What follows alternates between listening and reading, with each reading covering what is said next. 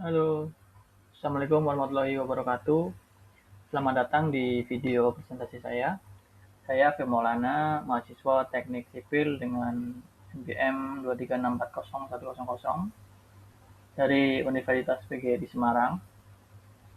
Video ini dibuat untuk memenuhi tugas proyek mata kuliah rekayasa lalu lintas yang diampu oleh Ibu Insinyur Agustina Wardani, STMT. Pada kesempatan kali ini, saya akan mengajak teman-teman untuk membedah analisis kapasitas dan tingkat pelayanan di salah satu ruas jalan yang sangat sibuk di kawasan penyangga ibu kota, yaitu di Jalan Raya Kaliabang Tengah, Bekasi Utara, Jawa Barat. Mari kita mulai. Kenapa saya memilih Jalan Kaliabang Tengah? Seperti yang kita tahu, Kota Bekasi itu mengalami tren peningkatan jumlah penduduk yang stabil dari tahun ke tahun. Hal ini berbanding lurus dengan peningkatan volume kendaraan bermotor. Jalan Kaliabang juga merupakan urat nadi penghubung pemukiman, pertokoan, dan area komersil atau industri di Bekasi Utara.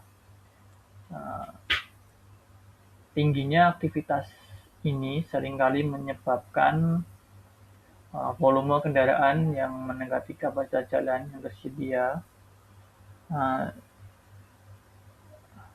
dan diperparah oleh tingginya aktivitas di pinggir jalan seperti kendaraan yang berhenti dan berjalan kaki, memperburuk kelancaran arus lalu lintas.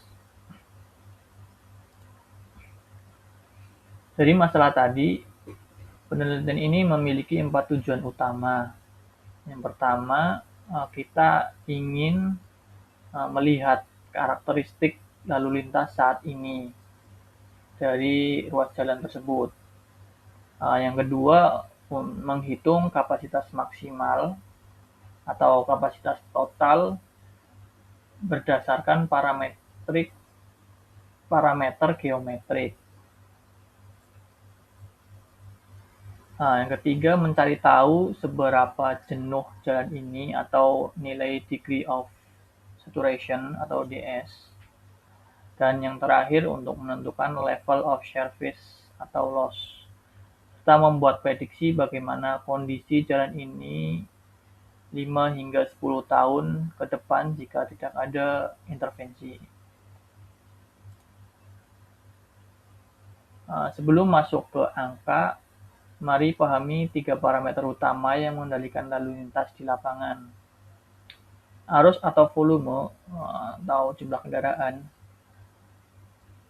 kecepatan, dan kerapatan.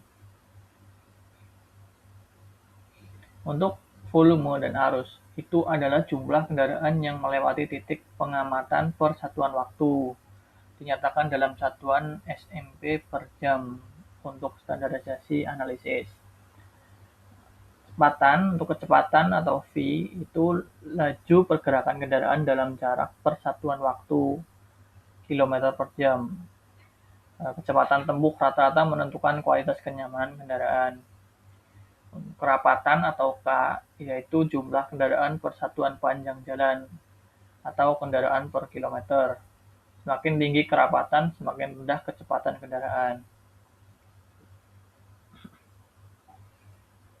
Jika kerapatan terlalu tinggi karena volume yang melonjak, maka kecepatan otomatis akan turun drastis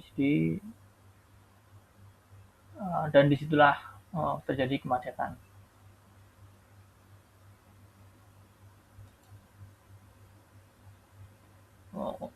Untuk menghitung seberapa besar kemampuan jalan menampung kendaraan, saya menggunakan standar resmi dari Pedoman Kapasitas Jalan Indonesia atau PKCI tahun 2014.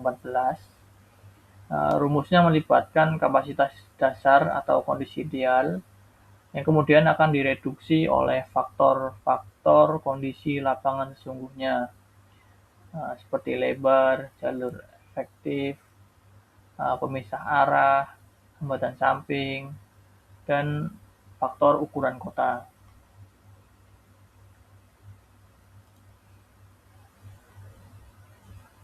Dua indikator terpenting yang jadi output analisis ini adalah derajat kejenuhan atau DS dan tingkat pelayanan atau loss. Nilai DS dihitung dari volume dibagi kapasitas. Nilai DS inilah yang menentukan nilai rapor jalan tersebut atau loss level of service-nya dengan skala A untuk kondisi yang sangat lancar hingga skala F yang berarti jalanan macet total atau terkunci.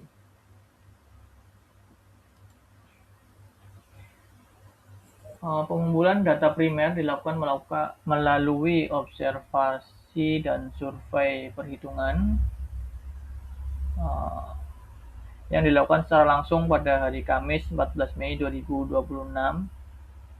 Waktu pengamatan dibagi ke dalam dua periode jam puncak, yaitu pagi hari jam 6 hingga jam 9 dan sore hari pukul 15.00 hingga 18.00. Selain itu, penelitian ini juga mengintegrasikan data sekunder berupa data pertumbuhan penduduk dari Badan Pusat Statistik Kota Bekasi.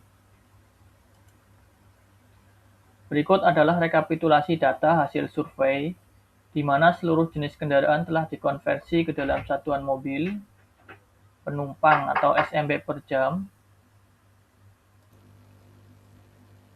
Berdasarkan tabel perhitungan, beban puncak tertinggi terjadi pada periode sore hari, tepatnya pada rentang waktu pukul 17.00 sampai 18.00 waktu Indonesia Barat. Pada periode 1 jam tersebut, total akumulasi arus kendaraan dari dua belah arah mencapai 817,20 SMB per jam. Tahap selanjutnya adalah penentuan koefisien kapasitas jalan. Ruas Kaliabang Tengah memiliki tipe 2 jalur 2 arah tak terbagi, sehingga kapasitas dasarnya ditetapkan pada 2.900 SMB per jam. Lebar perkerasan efektif sebesar 7 meter memberikan koefisien lebar ideal 1. Akan tetapi, dominasi aktivitas pemukiman dan pergerakan kawasan industri menyebabkan tingginya gesekan pada bahu jalan. Hal ini menetapkan kelas hambatan samping pada tingkat sedang yang mereduksi kapasitas ideal jalan dengan koefisien 0,83. Dengan mensubstitusikan seluruh koefisien tersebut ke dalam formula PKJI 2014, diperoleh kapasitas jalan aktual sebesar 2.407 SMB per jam. Kemudian, rasio volume jam puncak sebesar 817,20 SMB per jam terhadap kapasitas tersebut menghasilkan nilai derajat kejenuhan DS sebesar 0,339. Angka ini secara kuantitatif menunjukkan bahwa pada kondisi paling padat, volume kendaraan baru menggunakan sekitar 33,9% dari total kapasitas jalan yang tersedia. Melalui parameter DS sebesar 0,339, tingkat pelayanan jalan Kaliabang Tengah diklasifikasikan pada tingkat B, yang mengindikasikan arus lalu lintas berada dalam kondisi stabil. Kendati demikian, perlambatan kecepatan yang kerap dirasakan masyarakat pada titik-titik tertentu umumnya dipicu oleh penyempitan jalur sesaat atau bottleneck. Hal ini diakibatkan oleh interupsi kendaraan angkutan, pergerakan logistik maupun aktivitas tata guna lahan di sisi jalan.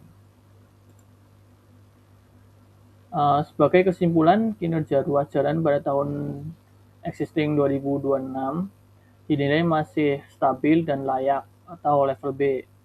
Namun dengan mempertimbangkan laju rata-rata pertumbuhan penduduk Kota Bekasi sekitar 2% per tahun, kondisi ini diproyeksikan akan menurun menjadi tingkat pelayanan C pada tahun 2031.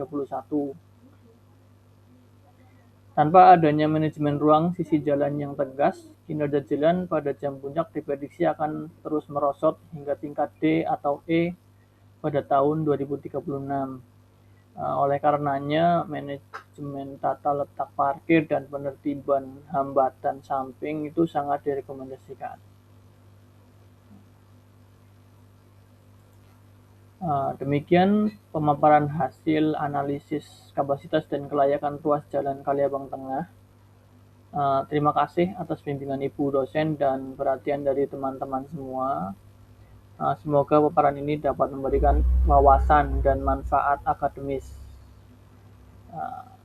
Selamat malam.